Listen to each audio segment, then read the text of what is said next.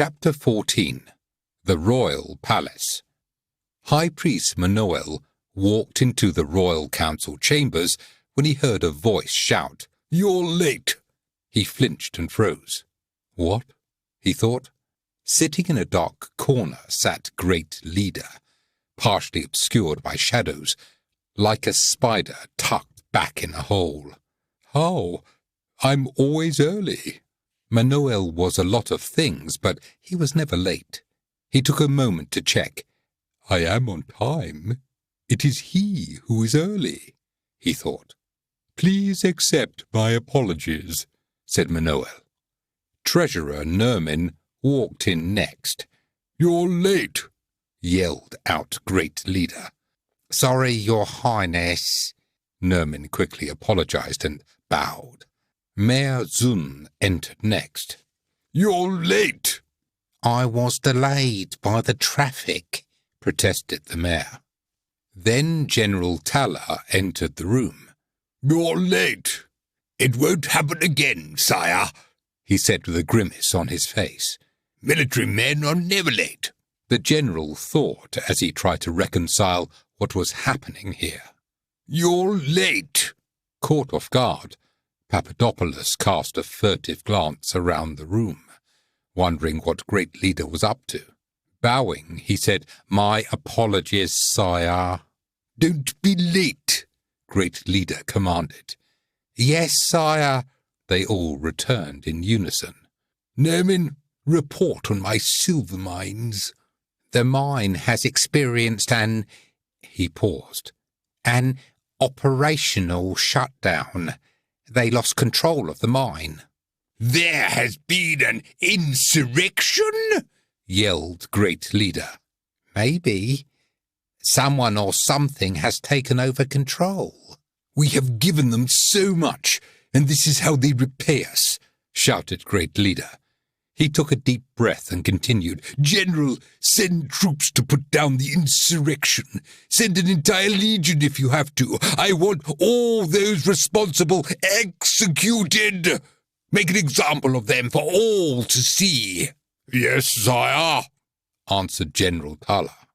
"Nermin, what about our other silver mines?" "The crazy fool still thinks there is more than one mine," thought Nermin. "There are no reports from the other mines," he said. "We are breaking ground on the new palace soon. There will be no other like it anywhere else in the entire world," Great Leader said dreamily. "How's it coming?" "The constructors are asking for a down payment," answered Nermin. "Then give them one." "Sire, we don't have the funds on hand. They are all spent." "Then borrow a quarter of what they ask and convince them they don't need the rest." "Yes, sire," nodded Nermin. Great Leader changed topics. "These Ligure lovers from Decilia are going to recant their story soon, as will the traitor Flavian and his Ligures. They are all going to recant their stories. I promise you that. Can you imagine hearing the truth for a change? It would be wonderful to hear that. I am looking forward to it." The Royal Council sat facing forward, not saying a word out of fear for what he might do if they objected or contradicted him. After the meeting, Great Leader took Papadopoulos aside. "Are they ready to recant? I need that recant." "Not yet, sire. We are working on them," he answered. "I want all of them brought to the royal chambers tomorrow, where I am going to speak off my balcony. Clean them up and have them presentable. Invite the most important members of the council and the wealthiest and most important citizens of Illyria to gather below the balcony for the speech." "Yes, sire." The next day the guards escorted Lagi, Barco, Flavian, Pictic, Greentuck, and Severio from their prison cells to the royal chamber. The guards gave them new clothes and cleaned the blood and grime from their faces. Inside the chambers, waiting for them, was Great Leader, several guards, and Katrin and Rua, who were being held with knives to their throats. "Rua! Katrin!" Laggy shouted out. "Are you okay?" They anxiously nodded together. "Quiet! Kneel!" demanded Great Leader, as he pointed to the ground. The guards pushed Laggy and the other prisoners to their knees, then stood them back up. They were all together in a row with their hands tied behind their backs. They wore a look of concern on their faces, yet they remained determined and defiant. "Today you are all going to recant your stories before members of our council and esteemed citizens of Illyria, who stand outside the royal balcony, waiting to hear my speech. They come here to hear me speak. They love me and admire me most of all. I am the greatest leader since Tabor the Great, and probably even greater than him if the truth be known. I will speak first, and then each of you will speak one at a time. You there, Ligure lover," he said and pointed at Laggy. "You will go first." Laggy didn't move or acknowledge the command. "You do as you are commanded," insisted Great Leader. All were quiet. Great Leader looked at one of the guards and nodded, then pointed to Greentuck. The guard pulled the sword, grabbed Greentuck's shoulder with one hand, and ran the sword all the way through his midsection. Greentuck moaned in pain. Pigtig yelled, "No!" The guard pulled the sword back and held it aloft for everyone to see Greentuck's blood on it. Greentuck, with his arms tied behind his back, collapsed to the ground. Pigtig dropped to the ground with him. Greentuck fell over into Pigtig's lap, where he lay, breathing hard. Pigtig began sobbing. No, don't. You can't." Great Leader pointed to Rua and nodded to the soldier.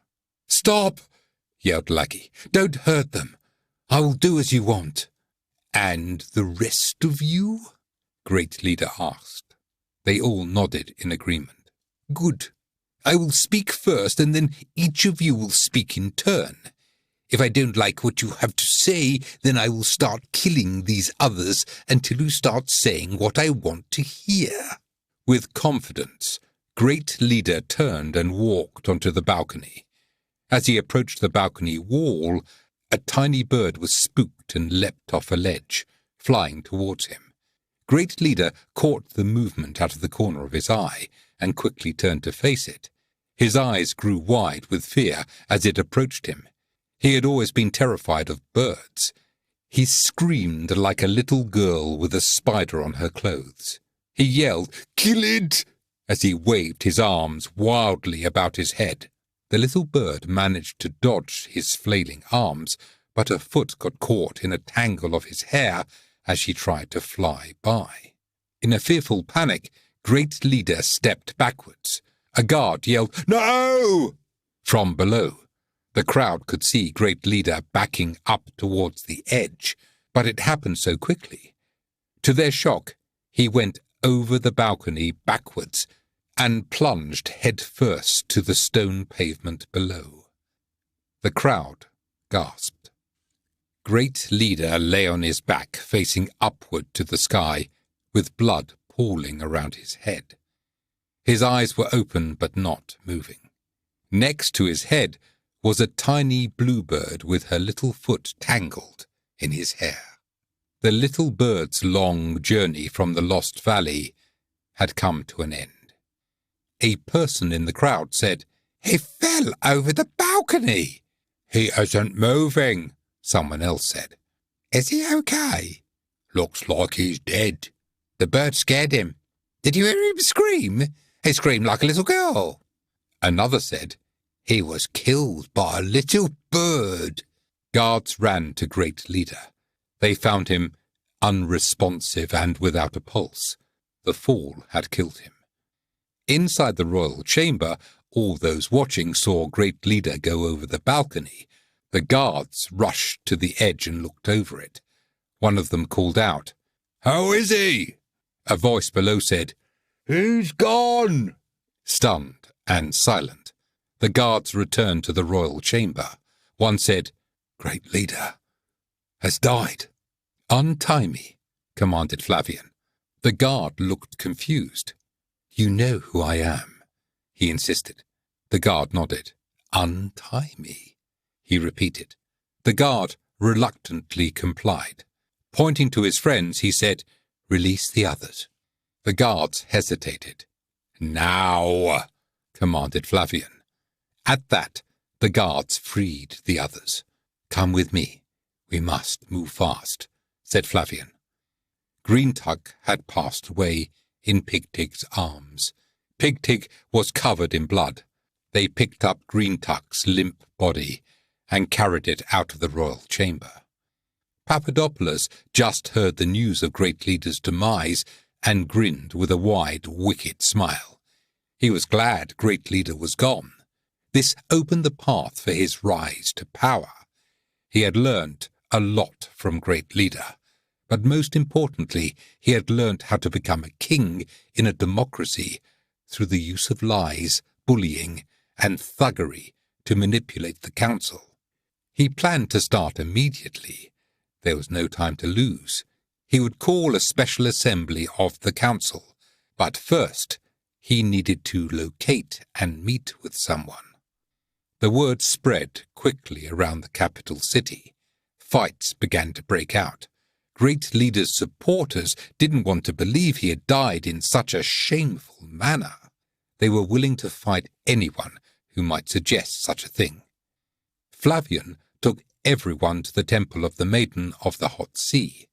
In front of the temple, a well-known resplendent statue of the Maiden stood 5 men tall. It was built upon a core of wood and covered in gold and silver.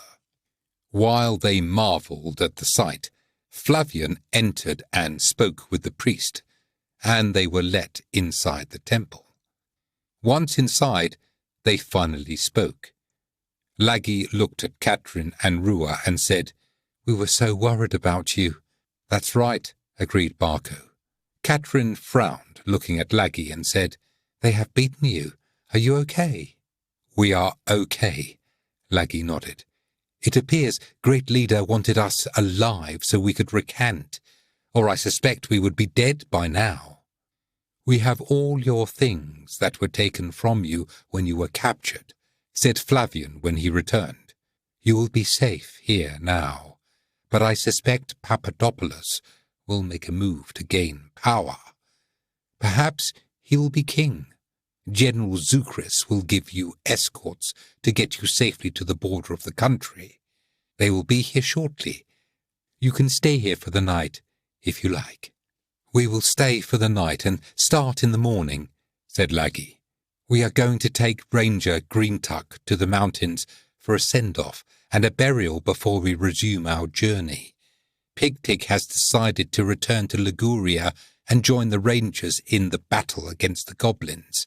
Barco will travel to Decilia, and we to the islands of the Hot Sea. I wish I could talk you into staying here with us. We could use more like you if we are to survive the threats that face us," replied Flavian. "I will stay with you until the soldiers arrive. Then I must attend to other business elsewhere. The king is gone, and we have much to do." The soldiers arrived at the temple with General Zukris. Flavian said his goodbyes, and Laggy gave him a big hug and thanked him for all his help. Afterward, everyone gathered in the dining hall for a meal.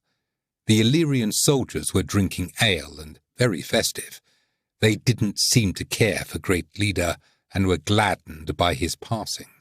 The general stood up during the meal. A nearby soldier sat behind a temple drum, where he started beating it to the slow beat of a march.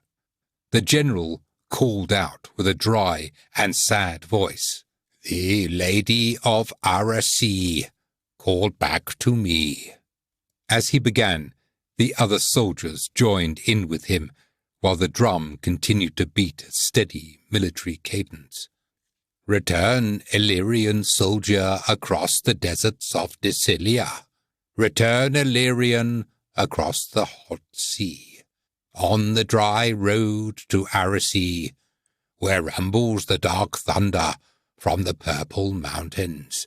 Looming giants in the sea, the Lady of Aracy called back to me. Return, Illyrian soldier, across the deserts of Decilia.